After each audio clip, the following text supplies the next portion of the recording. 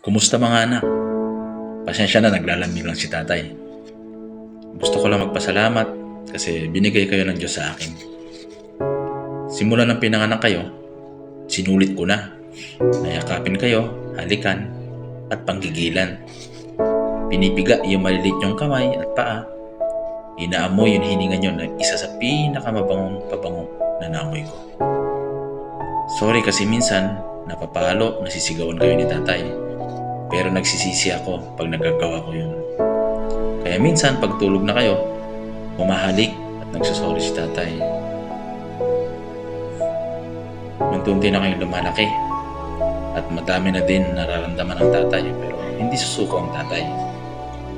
Lahat ng paraan para kumita ay gagawin para sa kinabukasan nyo.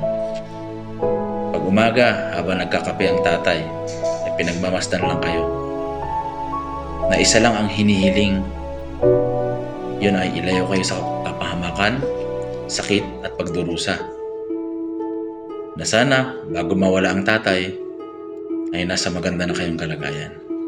Mahal na mahal ko kayong anak.